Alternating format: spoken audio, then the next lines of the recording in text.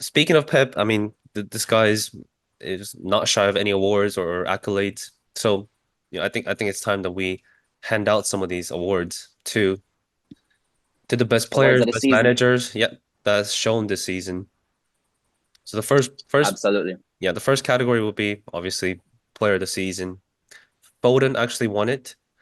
Uh, to me that's a bit odd, but I mean he scored crucial goals in the last game of the season, so maybe he does deserve it. But who do you guys have for the player of the season this in 2023, 2024? It's hard to Man, I argue have to against go for Foden, man. Darwin Nunez.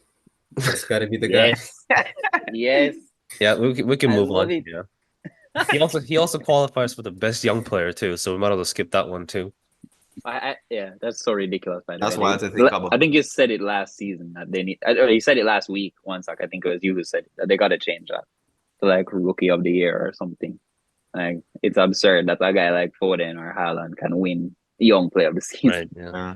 Yeah. Soccer But too. I think he's fair for. I think he's fair enough for player of the season. You know, and we can say anything we want about Foden. Um, you know, I think he's got such a funny like profile personally. I think he looks like such a British kid. But I mean, he has been so good this season. He's really stepped it up again. The man has 6 EPLs at 23 years old. I mean, obviously he plays for City, but he now feels like their main man. And this Yeah. was a huge season for him personally. So So would you say that he's seen as the main man on top of De Bruyne now? well, I think just because of what happened this season with De Bruyne, the fact that he missed over half the campaign, I think he had to be that main sort of creator and goal scorer at times, and he did that. He scored so many crucial goals.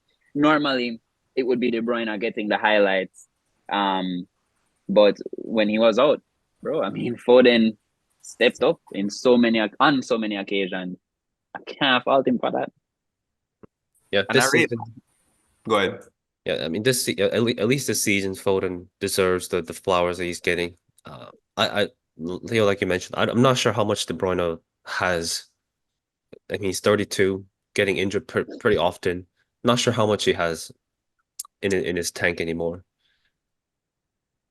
Yeah, I mean it's wild. I mean, you know I give De Bruyne huge props for playing half the season and doing what he did in the season. He came back with a bang, and he ended up racking up quite a few goal contributions, even just for playing half the season. But you know, I don't think we can give him player of the season just on that.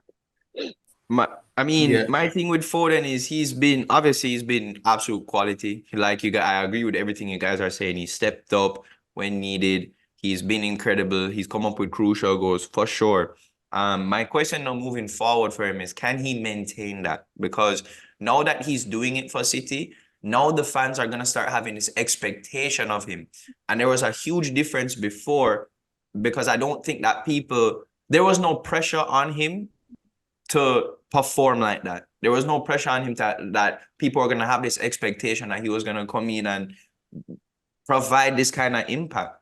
Now that he's done it, now that people see that he can do it, now it's a matter of when nothing is happening, that's the first person they're gonna start looking at. Where was Foden? They never used to ask those questions before. Now it's gonna be shit. Where was Foden?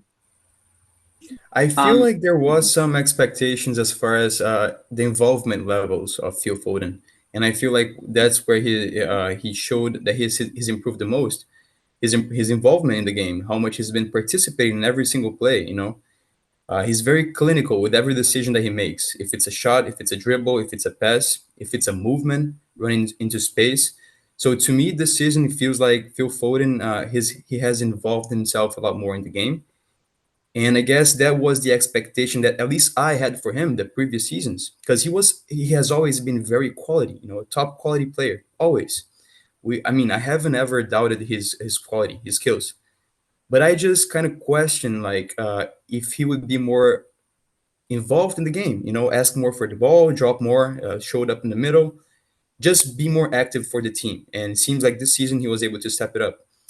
And as the man of the season award, I was very I had two main options. It would be either Foden for the past few matches in the season, or Rodri, who actually, man, we can give Rodri enough compliments here. The City side just can't lose whenever Rodri's playing. So, I mean, that's insane. That's incredible. And kudos to Rodri, because Yeah, I feel like his football just goes so under the radar. unrecognized, yeah, under the radar, yeah, that we just don't give him the props that he actually deserves. So I feel like I was very in between those two options. I was gonna ask actually a question. I'm really glad you raised that point because you know when you look at that guy, I was gonna ask Noah what Arsenal players he felt came closest to player of the season. Obviously, Odegaard is somebody who was mentioned. Um, but for a guy like Saliba, right, who played every minute for Arsenal, right? Arsenal conceded the fewest number of goals in the league, right? What does a defender have to do? Like a centre back. What does a defender have to do more than that to get player of the season? The last So defender I can remember winning it is Vidic. so The only defender. I'm Oh, is the glad only one? I didn't know that. I'm glad you said it. Wait, did Van Dijk not win it 1 year? But Oh, he re might have. regardless, Or I'm glad you said it, because right as Theo was wrapping up that statement, I was about to come in and say Gabriel was gonna probably be my bias pick. That I know it would sound biased, but Gabriel, I know you said Saliba. I wish I could pick both as a partnership duo, but if I had to pick one, I'm actually picking Gabriel, bro, because like I was gonna actually pick it before you made this talk about what does a defender have to do, because like you said, Arsenal had the best defense, the most clean sheets, least goals conceded, and the most set pieces scored as well, which Gabriel played a crucial role in that as well. So I mean, bro, he's just been a monster back there the whole season, and I think to win it as a defender, you have to have consistency. And it's a good point you mentioned about Saliba playing every minute. You have to be consistent and reliable, because that is what people look at. That's what fans look at in a defender. They're going to remember that one mistake. That's why Mustafi got such a bad rep. He would actually play a good game up until one terrible mistake, and then everyone highlights that mistake. You mentioned it, Christian, with Maguire a couple times, right? And so I think if as a defender you have that consistency, that's the only chance you'll win it. As an attacker, you can be completely inconsistent. You can miss 50 chances, but if you score 50, you're gonna be considered. So you can be Yeah, inconsistent as long as you get numbers and results. But as a defender, you have to be consistent and reliable. Bro, Mustafi was definitely. horrendous, bro. But Christian, Yeah, I to mean answer that's your another question, story. brother. That's a whole other story. He had a long career, okay? So there was a periods in there that were good, periods in there that were terrible. That's another story for another time. For sure. Christian, to answer your question about, you're asking about what does it take a defender to become the man of the season?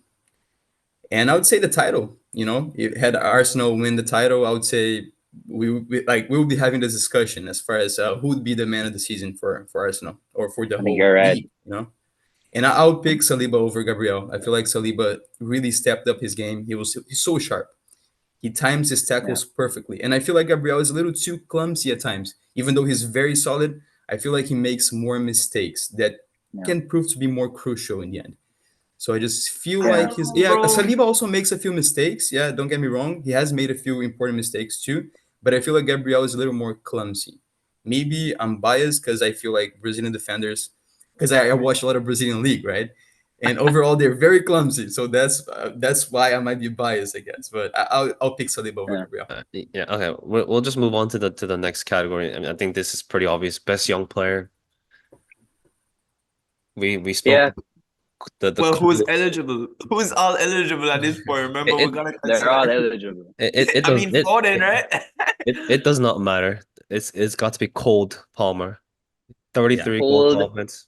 That's 10 the only one. penalties, Palmer. Even without the He penalty. tops the once like he tops goal involvements in the league, right? Yeah, and everybody, yeah. 10 penalties. It does not matter. Penalties are hard. There are players who fail to score penalties. Penalties are a big part of a player's ability, I would say. That's very Reliable, true. I'm from the just start. salty about how people treated Haaland for scoring tap-ins. But yeah, obviously Cole Palmer has performed But extremely well Christian, for Chelsea. especially with Nicholas Jackson and Madueke Ooh. fighting on your back for the pen, bro. Like it's Oh more God. pressure on your back, you know? It's not that No easy. man, he's cool. He has a little bit of that like messy awkwardness to him, you know.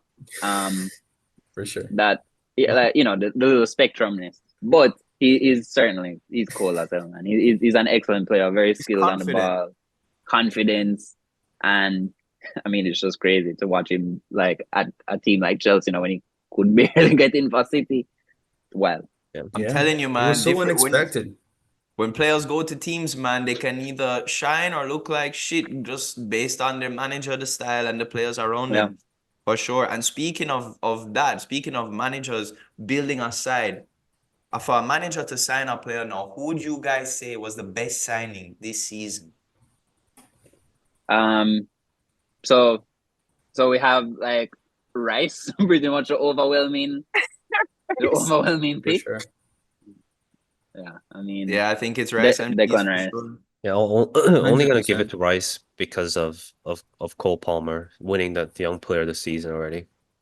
Yeah, Yeah, for we gotta sure. be fair here, right? Once I can give I Cole still Palmer would pick every Rice still, award. but maybe I'm biased, but The thing Uh, is that I'm Rice biased costs still. more. Palmer was cheaper and he True. produced more, let's say, oh right? yeah, More goal involvement. yeah. I Well, wouldn't Rice is say he always gonna cost produced more, man. more. We can get into that debate deep on another day still, but I do Yeah. agree with you. Yeah, cheaper should matter. Come into play. Yeah, Yeah, because fair enough. Rice did a lot of goal line clearances that led us to game winners. Just Well, people are gonna look at that. Rice is just top class, and he's only gonna get better. So Yeah. All Um, right. So yeah, best newcomer. so newcomer being someone coming from outside the Premier League. Yeah, that can be outside the manager prem. or player. Uh, I see. I don't think there's a clear answer for this, but I will say Van de Ven. I've heard of this guy from the Bundesliga. Maybe Christian, you know better than I do. I've heard he's fast for a tall guy, but he has some weaknesses still in his aerial abilities. But I mean, he fits the team perfectly. They need a guy like that on the side under Postecoglou. Yeah, I was I've never seen a guy that tall run that fast. Yeah, I honestly thought it was going to be Szoboszlai just because I rate him so much. But I don't think He's superb, dog. I he hate the is fact that good. Liverpool fans have turned on him, I or mean, not all of them. Yeah. But Yeah.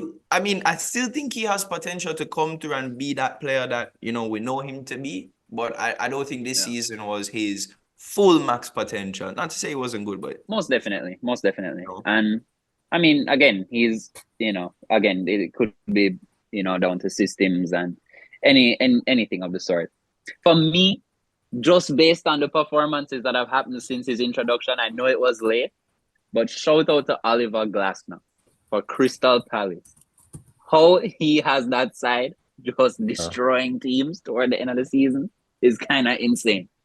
right. I didn't This I didn't know we could particular include is. managers in this. Yeah, Yeah. he was saying, Okay.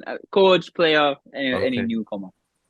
Well, all right. And Yeah. speaking of managers, who gets your manager of the season? That's what I Pull was up, pull up. gonna I ask. haven't responded my newcomer. And Oh, to I me, I thought you gotta had be to. Okay. biased here. I gotta represent Endo? Brazil. No, no. I mean, Oh, Endo will be a great pick, Wansak. Endo will be a great pick. But I Mhm. gotta represent, bro. Gotta be Rodrigo Muniz from Fulham. Mm. The kid is different. He's different. So, and I feel like Yeah, he's gonna shine even he more played next well. season. He was He playing for a played well. weaker Fulham side. Fulham was better last season. They weren't as effective this season, but still, the guy managed to show up. He stepped up his game, and he really Yeah, helped the London side to not do so poor, I would say. that's true. And That's the other very one true. I was thinking a lot about, especially for the first few matches of the season, was Vicario from Tottenham. For Mm. the Yeah, first Good he few was very shout. matches, good. this guy was superb, and I was sure he was going to get the award for the best keeper.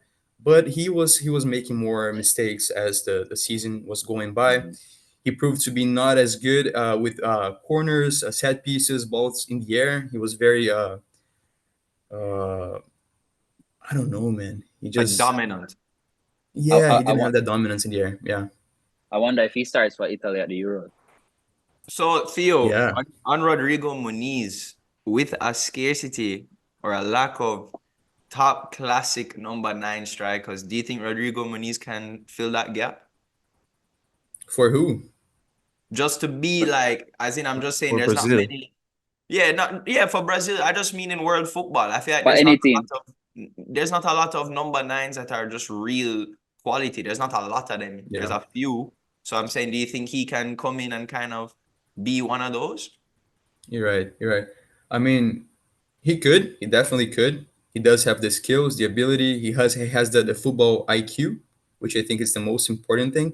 A guy like R9, for example, I feel like he's the best player that I've seen play because he's the one with the best football IQ, I would say. So I see a guy like Muniz. He's on his path to becoming a reliable number 9, a guy who you can count on, who you know that he's gonna score goals, he's gonna create chances, he's gonna be very explosive. He's gonna dribble into space. He's gonna attract a defender so he can run into the space. I feel like he's gonna be one of the top guys for sure. I don't feel like he's there yet, but he's working his way up to success. And I really believe in the guy, man. I feel like in 2, 3 years from now, we're gonna have a different conversation about this kid. Nice. That's very Yeah. true. Yeah, so guys, who's Very your true. overachievers or dark horse, as we like to call it, this season? Got to be Aston Villa, man. The one I called beforehand. Come on. Who you guys got? Champions League football for You sure. guys I agree? mean, On the Um, low, I kind of feel like Chelsea was a kind of a dark horse, especially ooh, for the past few weeks. no, Overachiever. No, no, no, for no, for the like no. past few low key, weeks, for the past low few key. weeks, low key. I actually Because think they I were For got doing the he had past so few good sh- they were doing points. weeks. so For shit, the past few so shit. weeks. This is Yeah. a 38-game season, Bridget. No, I know, I For the know. last few Because weeks. before the season started, you were saying that Chelsea was gonna finish top four. We all thought I you were did, and I crazy was for dead wrong that. about that. I was dead wrong about that shit for sure. Which is why I And can't then say But they overachieved. the for fact that they most of the turned that season, around Chelsea was is crazy. yeah, Chelsea they were like fighting for the 12th spot, 10th spot. They finished up in sixth. Wasn't like too big of an achievement, but considering Chelsea's entire season, the past few weeks have been phenomenal for Chelsea. It's I actually mean, five insane. five wins in a row. Who would expect Chelsea to win 5 matches in a row? I would That's never. insane. Truly insane. Yeah, but overall, for sure, got to be Villa. They were fighting for the title in the first few weeks too. You know, they were there with Arsenal, Liverpool, and City. So we got to give kudos to the Villa too. I think they were leading the table for a few. Well, I will say though, but Theo, with that same logic, Villa cannot be the biggest overachiever because I don't think they've won a game in the last few weeks. They got lucky. They got lucky that every other team shut the bed. Honestly, I don't think Villa overachieved, really. Historically, you need at least 70, 72, 71 points. They fell way short of that mark. It was just Well, they were almost on 70 points. Champions League football, bro. I get it. The results speak for everything, but it's just I don't really I will say they just got lucky. But yeah, they still overachieved.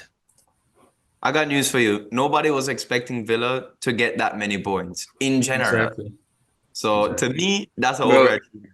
And on top bro, of that, before you even move on, shout out Dominic Solanke as well. Yes, true that. the guy's a beast. It's just a shame he Overachievement. didn't do too well at Liverpool. He's so good. Yeah, that Yeah, was just he that was was just he, an he, overachiever. he was at Chelsea as well. Didn't do it there either. But But then again, young strikers really do. So Um, yeah.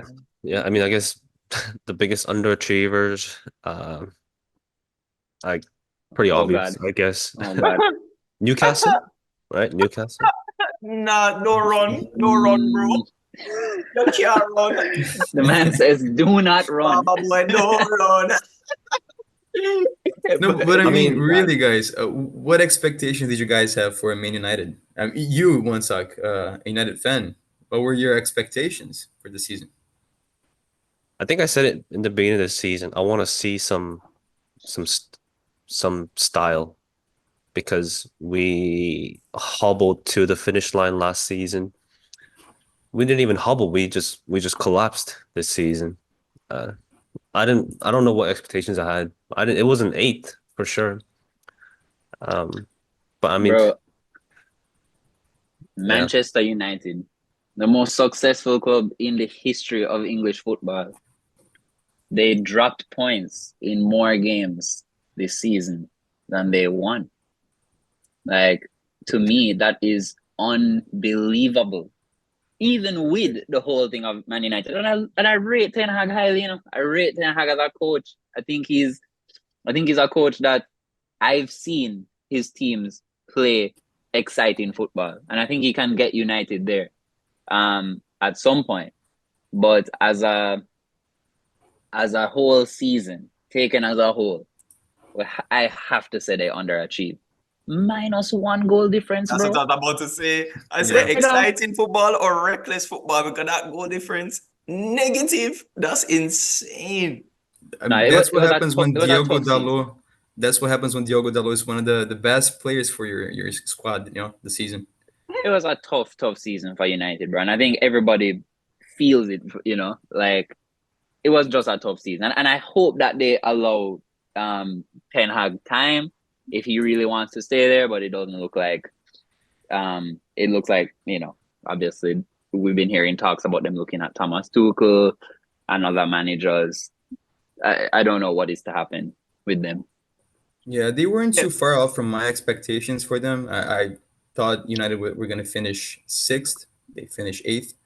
Not too far off, but yeah, I mean, considering the club's history and one sock's love for the club, it is a little disappointing. But to me, the biggest disappointment of the season so far or has been Brentford, for sure.